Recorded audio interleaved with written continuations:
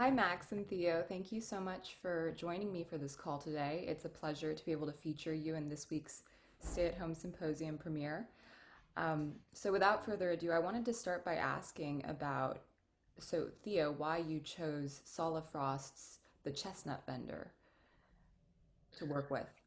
Yeah, so I was like scrolling through the document that had all the paintings, and I think maybe it was a spoke to the sort of like the time when I got the commission, and everyone was in quarantine and somewhat isolated, and I just like struck by this painting because it was just like almost a little bit stark, just this kind of figure in the center, standing. And I mean, it was somewhat unclear exactly where they were. They sort of like blend in to the background a little bit, and I don't know. There just like seemed to be so much like emotion in the face, and also the slight ambiguity as to like what the medium is, like whether um, and that it's painted on a palette itself, I found to be kind of like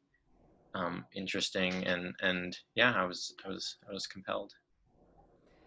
This is kind of an unusual submission because this was actually submitted by one of our very devoted audience members and supporters, Sharona Bartzelay, and this is something that her grandmother painted, so it has this sort of personal connection as well. So that was really special to see you choose to work with something that has that kind of significance.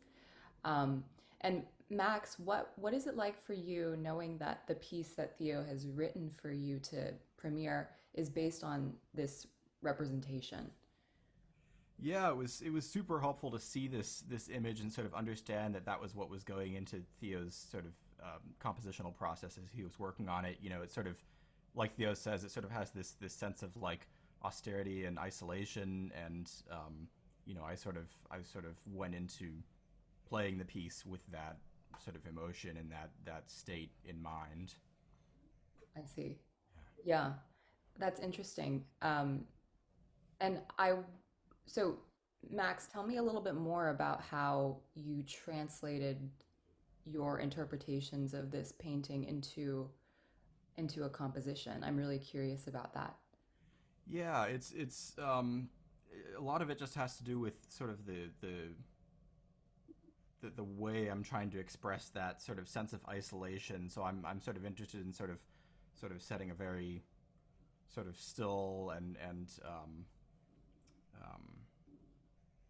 sort of unmoving, Mm. sort of almost sad kind of mood, as I'm especially in these opening sort of chords and these sort of timbre trills. They sort of you know sorry, I'm losing my train of thought here, but yeah, it's sort of emotive music in a way. It's not it's and that was very much informed by seeing this image. Yeah. And what about for you, Theo? What was it like to translate this musically as the composer of this piece? Yeah, so Max and I, when I whoops when I asked Max to play this piece and work on this piece with me, we kind of had some meetings, and we talked a little bit about some kind of ideas and timbres that I felt represented the painting, and so we found these interesting kind of chords that the clarinet can play that are called multiphonics. Mhm. Usually, the clarinet is a like a melodic instrument, but these are particular sounds that produce more than one pitch, and some of them were very kind of quiet and like sort of insular and very beautiful. And so we kind of developed this chorale of these multiphonics, and if you know about the clarinet, they're often, these multiphonics are very fragile, and so they kind of have this sense of like breaking almost, or like kind of emerging out of a kind of fragile sound. And so then in writing the piece, I tried to create a melodic line that was walking between these multiphonics and normal pitch to kind of create the same sort of like ambiguity I saw in the painting between like the medium and the subject of the painting and their relationship with their background, and just this sort of like almost like a haze. Mm. Thank you so much for sharing. That's really interesting. And I noticed in one of the posts, is it true that you wrote this for solo clarinet and electronics?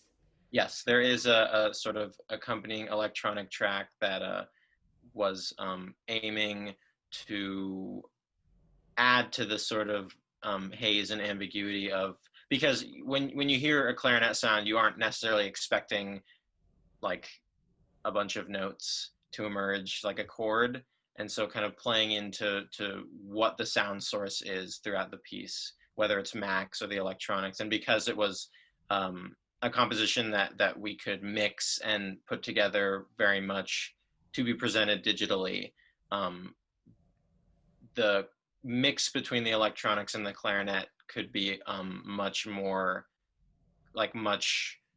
dense, and it's not like there are two speakers and then Max in the middle, so you're like hearing what Max is doing and then hearing what's coming out of these two speakers. It's all this general sort of like aesthetic space.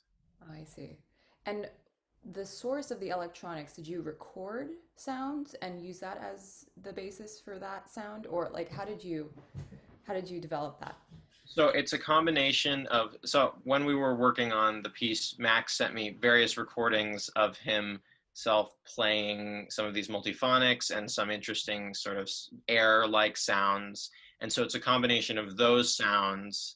And then I also made a little synthesizer that sort of tries to fill in the kind of partials in the overtone series, which is like the base sort of foundational um, building blocks of any sound. And I tried to create a synthesizer that would fill in certain parts of the overtone series that the clarinet didn't, to kind of fill out this sound in a somewhat subtle way.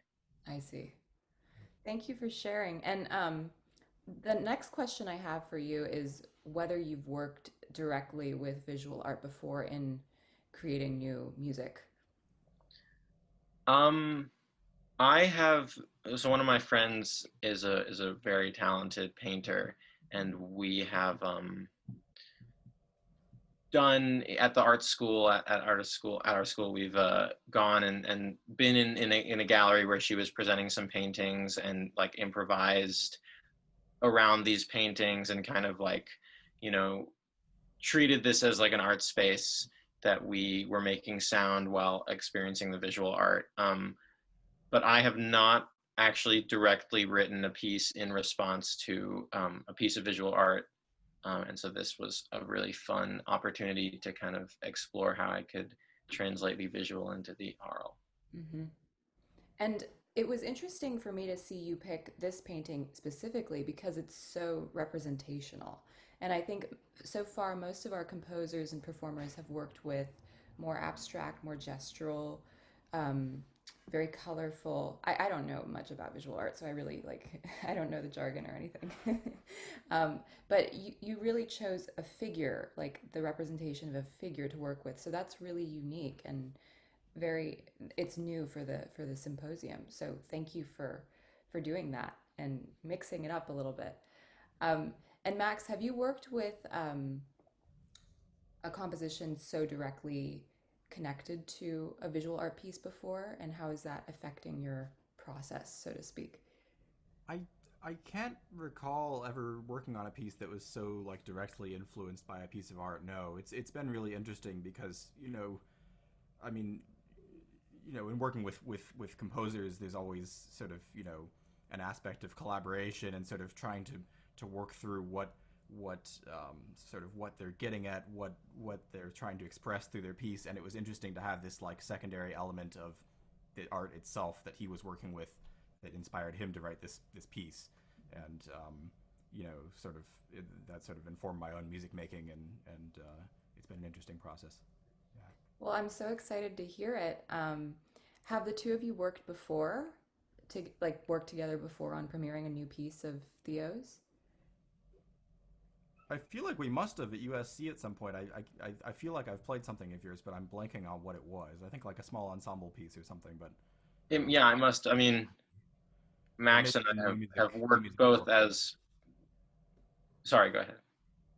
Well, I was just gonna say maybe new music for orchestra. I'm pretty sure I've played on one of your pieces there. Yeah. I mean, Max and I have worked together in performing and in composer pieces quite a bit, and so I was very excited to finally be able to write a piece for Max. Well, we're delighted to present that piece. um, so, Theo, you're in the Bay Area right now, correct? No, I'm actually in Los Angeles. Okay, so you're both in Los Angeles. I'm actually in San Diego right now. Okay, We both spend most of our time in LA during school, but obviously things have changed up a little bit right. the last few Yeah. months.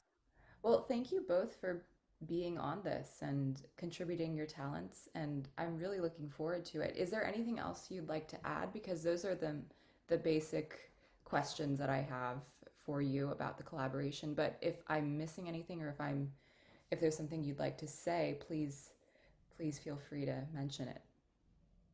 Yeah. Thank you for putting this project together. It's really um, inspiring and like uplifting to have concerts and premieres still being presented during this like absurd time I of know. like isolation and almost inability to have the same sort of musical experiences that we can during non-global pandemic times. And I was very excited and interested by the way this project worked. I thought it was a really kind of holistic artistic endeavor. Well, thank you so much. It's my pleasure, and I'm really looking forward to hearing what you guys have created. So, thank you. Yeah. Thank you so much.